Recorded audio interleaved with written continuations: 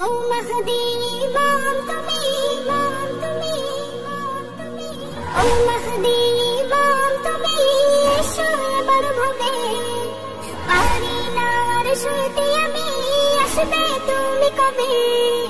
জালিমের এই অত্যাচার সমাজে দারুণ ভার, এসো এবার ভাবে আসবে তুমি কবে?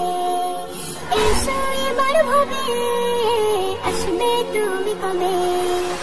ও মাহদী